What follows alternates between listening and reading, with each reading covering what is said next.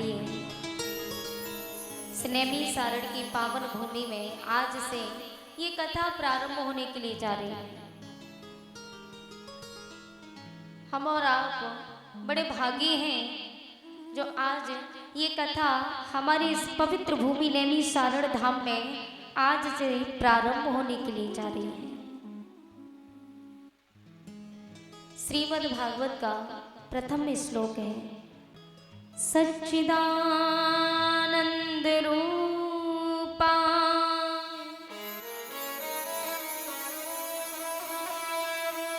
विश्वोत्पत्त्यादि Hathaway तापत्रय विनाशा श्रीकृष्णाय वयं नमः। यं प्रव्रजन्तमनुपेतं पेतिकृत्यं द्वैपायनो विरहे कातराजुहाव।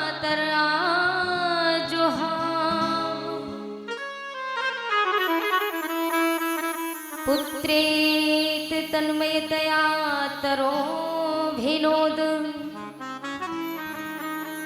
इस्तं सर्वभूत हृदयं मुनिमान।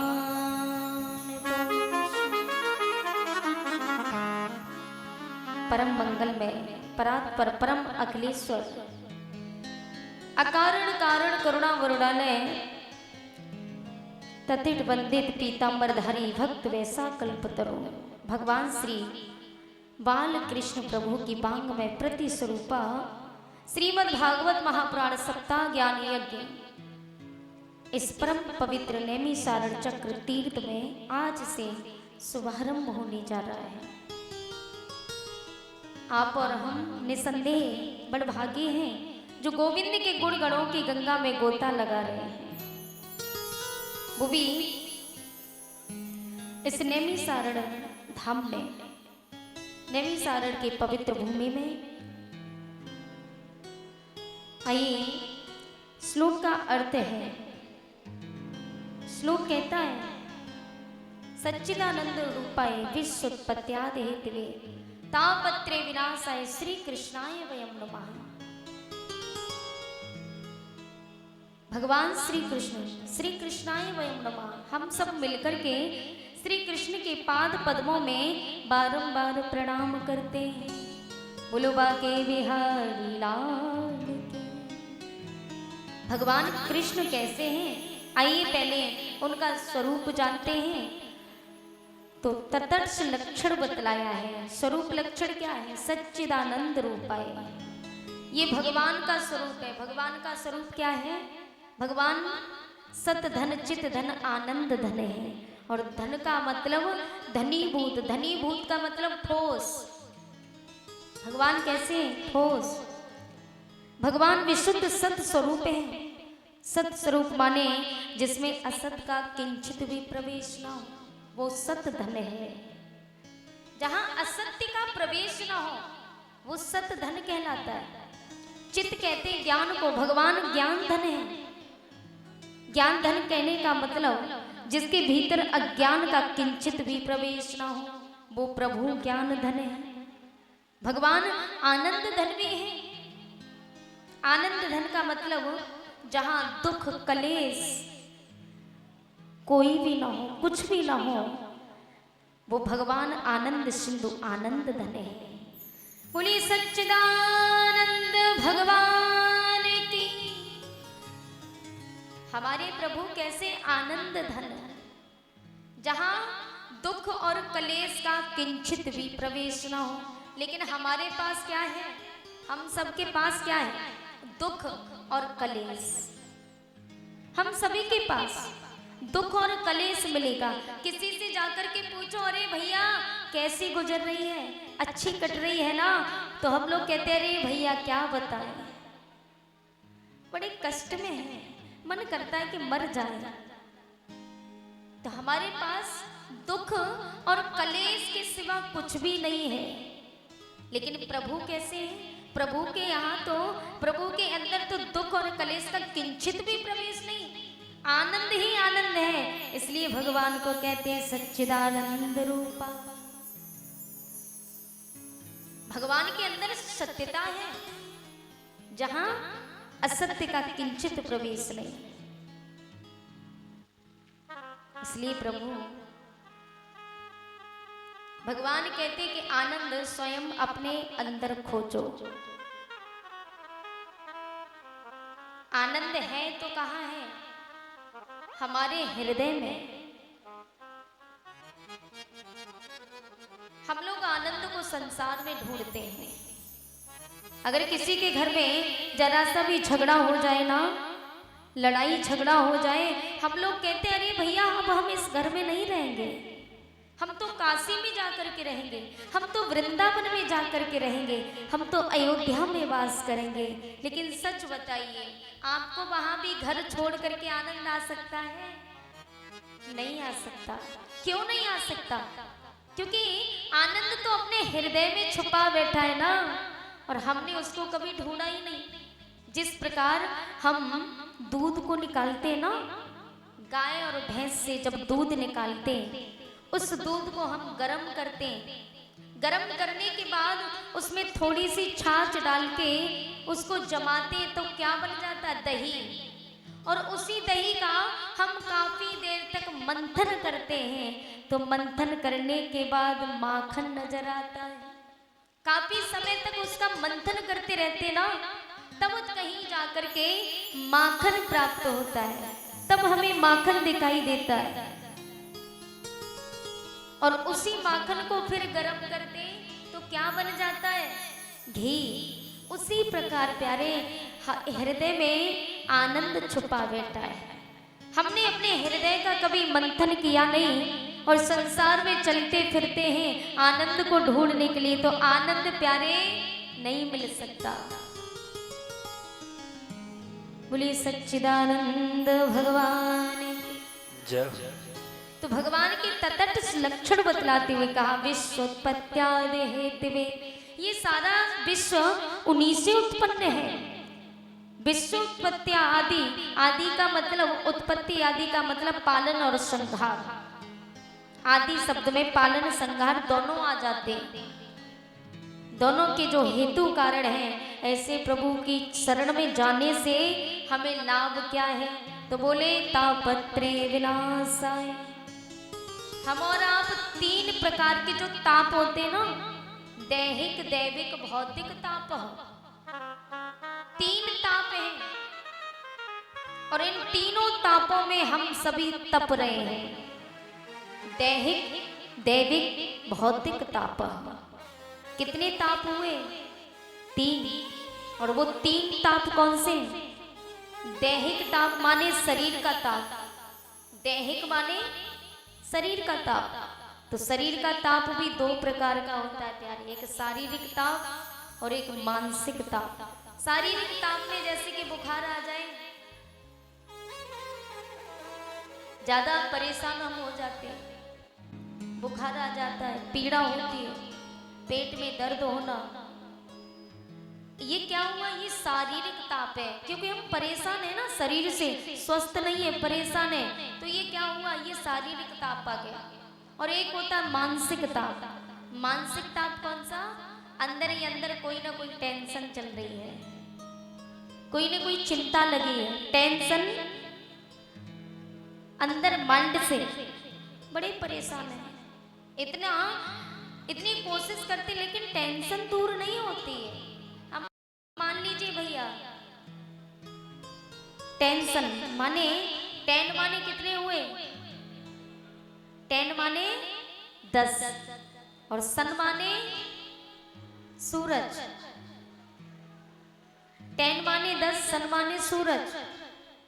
तो मान लीजिए जब एक सूरज उगता है, दिन में क्या हाल होता है आपने देखा ही होगा। एक सूरज जब उगता है ना, तो उसका तापमान इतना होता है कि हम झेल नहीं पाते, हम छाया को ढूंढते हैं। हवा कहीं से मिल जाए भैया, थोड़ी सी लाइट आ जाए तो पंखा कूलर चला लें, थोड़ी शांति, थोड़ी संतुष्टि मिलेगी।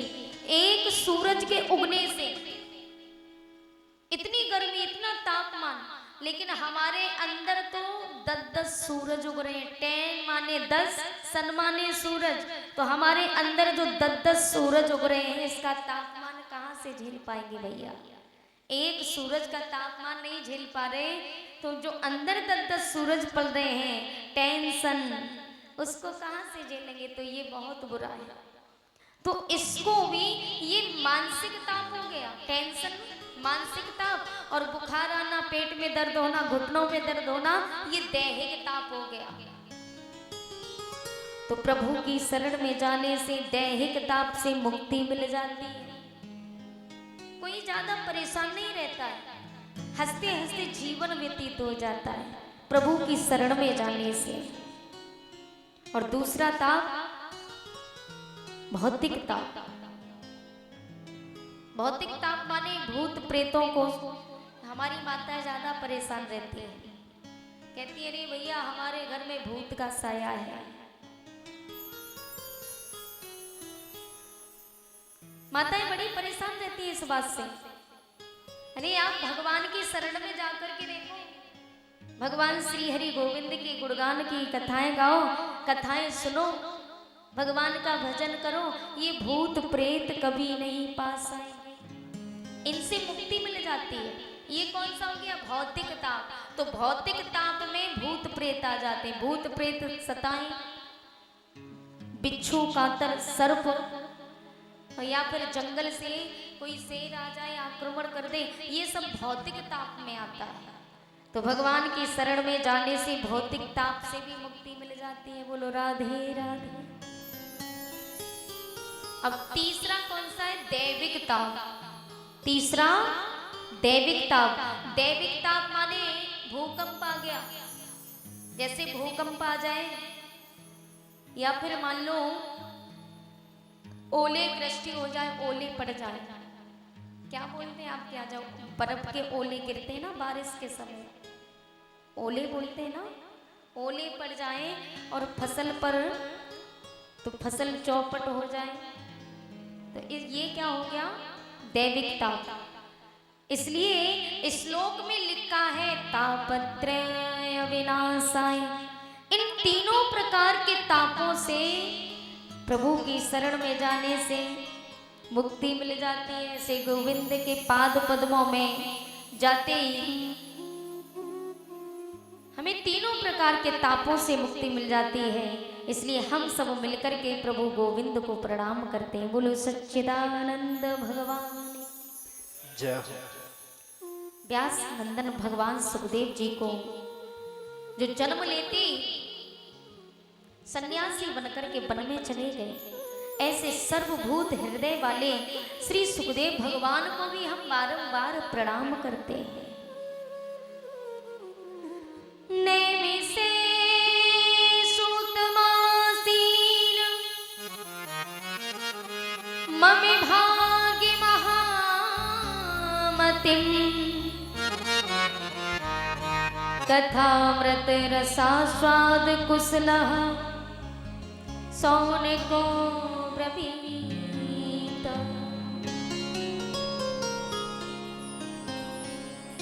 नेमि से नेमि सारण धाम में।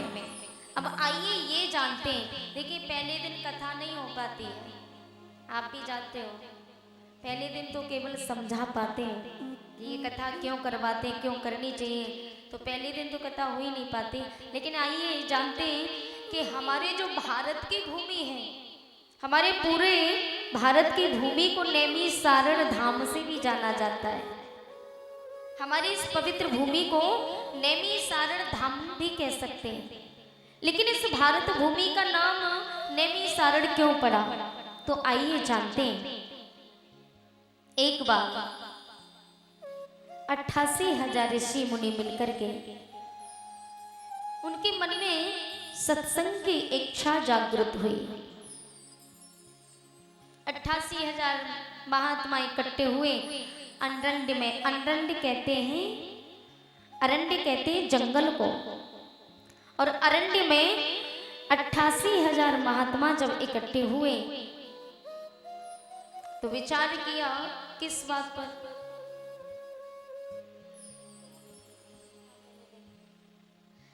विचार किया कि सत्संग होना चाहिए, और सत्संग कितना, कम से कम 1000 वर्ष का सत्संग होना चाहिए। तो 1000 वर्ष का सत्संग, कोई ऐसा स्थान ढूंढा जाए जहां 1000 वर्ष सत्संग चल सके। तो कुछ गणमान्य ऋषियों को आमंत्रित किया, और गणमान्य ऋषियों को आमंत्रित करके कहाँ गए? ब्रह्मा जी के पास।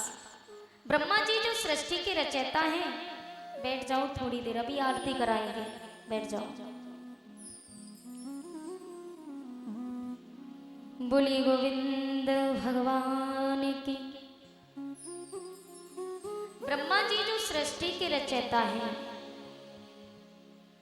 तो ब्रह्मा जी के पास में 88,000 ऋषि मुनि गए, और 88,000 ऋषि जाकर के ब्रह्मा जी से कहते हैं कि हे ब्रह्मदेव, हम 1000 वर्ष का सत्संग करना चाहते हैं, आप हमें कोई ऐसा स्थान बताओ जहां 1000 वर्ष सत्संग चल सके और जहां कोई विघ्न बाधा ना आवे। तो ब्रह्मा जी तो है ही सृष्टि के रचयिता, उन्होंने एक चक्र का निर्माण किया, एक चक्र की रचना की, और उस चक्र के नीचे एक नेमी लगा दी, चक्र को छोड़ दिया। और जब चक्र को छोड़ा तो ब्रह्मा जी ने कहा कि हे ऋषिगणों, आप इस चक्र के पीछे पीछे जाओ, इस चक्र की नेमी जिस स्थान पर रुक जाए समझ लो वही पवित्र स्थान है।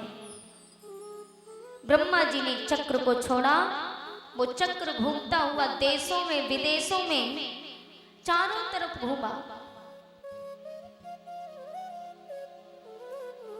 लेकिन वही चक्र जब आकर के हमारे भारत की पवित्र भूमि में एक अरण्य में, एक जंगल में आकर के उसकी नेमी रुकी, तो ऋषियों ने अपना अपना डेरा जमा लिया।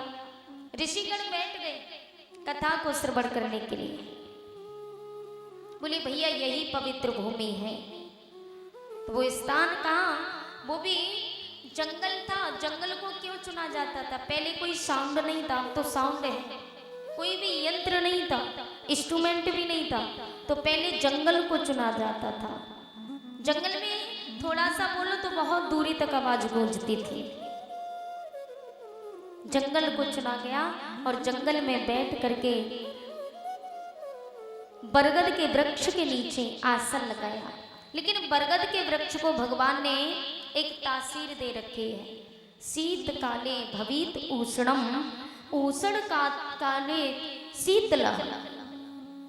गर्मियों में बरगद के पेड़ के नीचे बैठ जाओ तो तरावट मिलेगी, और सर्दियों में बैठोगे तो गर्माहट मिलेगी। तो जिस समय बरगद के वृक्ष के नीचे बैठे कथा को श्रवण करने लगे। अच्छा, कथा सुनने की प्रेरणा भी हर किसी में नहीं होती। कथा को जब भी श्रवण करो, अब श्रोता तो बैठ गए, 88,000 ऋषि मुनि श्रोता बन करके बैठ गए। सूत जी महाराज को व्यास पीठ पर बिठाया और निवेदन किया कि कथा व्रत रस स्वाद कुशल सौन को। भगवान का कथा व्रत पान करने के परम प्रवीण हैं। तो 88,000 ऋषि जब बैठे, हाथ जोड़ करके निवेदन किया, हे महाराज अब आप हमें कथा श्रवण कराओ।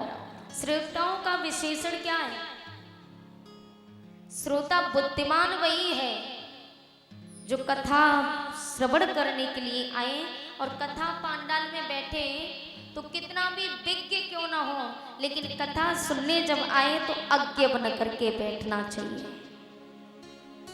चाहे कितने भी बड़े विद्वान क्यों ना हो, और विद्वान होते हुए भी अज्ञान बन करके पांडाल में बैठना चाहिए। श्रोता वही है। जब भी कथा सुनने जाओ तो अपने को बिल्कुल अनाड़ी बन करके बैठना चाहिए। अब अपने को बिल्कुल अनाड़ी समझ के, तभी वो कुछ धारण कर सकता है। और यदि मन में ये भाव हो गए, अरे मैं तो बहुत पढ़ा लिखा हूं, मैंने बहुत ग्रंथ पढ़े, बहुत भागवत पढ़ी, मेरे जितना ज्ञानी कौन होगा, अगर ये बन करके आप पांडाल में बैठोगे तो कुछ हासिल नहीं होगा। जो आपको आता है वो भी आप खो बैठोगे। इसलिए जिस श्रोता के मन में यदि ये भाव है कि मैं बहुत पढ़ा लिखा हूँ, मैंने इतनी कथाएं सुनी, मैंने इतने ग्रंथ पढ़े, तो वक्ता के श्रवण में उसकी जिज्ञासा और धारण करने की मन स्थिति कम होगी, बल्कि परीक्षा लेने की मन स्थिति ज्यादा होगी। आजकल लोग कथा सुनने जाते हैं लेकिन परीक्षा लेने के बहाने, अरे भैया परीक्षा लेकर के देखो ये व्यास ठीक है कि नहीं, कुछ जानता है कि नहीं जानता, ये लोग सोच करके ज्यादा जाते हैं कथा सुनने। लेकिन हनुमान जी को देख लीजिए, हनुमान जी तो सकल गुण निधान है भाई। हनुमान जी के भीतर दिव्याति दिव्य जितने भी गुण हैं वो हनुमान जी के अंदर विराजमान है, जो हमारे अंदर भी नहीं है। अगर किसी व्यक्ति के अंदर एक गुण आ जाए तो समाज में उसकी पूजा हो जाती है। और पूजा का स्थान कौन है? गुण। गुण पूजा स्थानम गुणेशुना च लिंगम च मया। व्यक्ति के अंदर यदि एक गुण आ जाए और वो कोई सा गुण हो, एक गुण आ जाए तो समाज में उसकी पूजा होने लगती है। लेकिन हमारे हनुमान जी कैसे? हनुमान जी में तो दिव्याति दिव्य जितने भी गुण हैं वो हनुमान जी में विराजमान है, इसलिए सकल गुण निधानम। यदि पहलवानों की बात करो तो हनुमान जी को कहते हैं अतुलित बलधामम। पहलवानों की बात की जाए तो अतुलित बलधामम, हनुमान जी इतने बलधारी हैं, इस संसार में कोई भी ऐसी तराजू नहीं बनी जो हनुमान जी का बल तौल सके। अतुलनीय बल है, कोई भी तराजू नहीं हुई संसार में जो हनुमान जी का बल तौल सके। और जो ज्यादा बड़ा पहलवान होगा वो बुद्धिमान नहीं होगा, जो बुद्धिमान होगा वो पहलवान नहीं होगा। और यदि बुद्धिमानों की बात की जाए तो हनुमान जी बुद्धिमतां वरिष्ठम।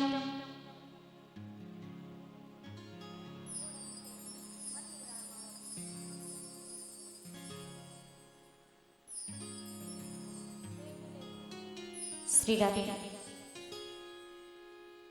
यदि बुद्धिमानों की बात की जाए तो बुद्धिमतां वरिष्ठम, बुद्धिमानों में परम वरिष्ठ है, सबसे श्रेष्ठ है। और पढ़े लिखे विद्वानों की बात करो तो ज्ञान नाम अग्रगण्यम, ज्ञानियों में भी अग्रगण्य हमारे हनुमान जी। और प्यारे प्रभु की बात की जाए तो रघुपति प्रिय भक्तम, ये ठाकुर जी के सबसे प्यारे भक्त भी हैं, सबसे लाडले भक्त हैं। अंत में गोस्वामी तुलसीदास जी को कहना ही पड़ा कि प्रभु हम आपके एक एक गुण आपको कब तक गिनाएं। इसलिए गोस्वामी तुलसीदास जी ने लिख दिया सकल गुण निधानम। दिव्याति दिव्य गुण समस्त आप में एक साथ विराजमान हैं, ऐसे हनुमंत लाल जी हैं। परंतु इतने विद्वान और सकल गुण निधान होते हुए भी जहाँ जहाँ राम जी की कथा होवे, जहाँ जहाँ भागवत कथा होवे, हनुमान जी सबसे पहले आसन लगा करके श्रवण करने के लिए बैठ जाते हैं। बोलिए हनुमंत लाल की जय जय श्री राधे।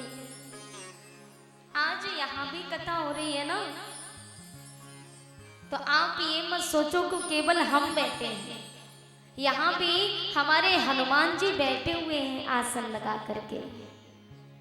ऐसा हम नहीं कह रहे, ऐसा भागवत में लिखा है। जहां जहां प्रभु की कथाएं होती हैं, हनुमान जी सबसे पहले आसन लगा करके कथा श्रवण करने के लिए बैठ जाते हैं। यत्र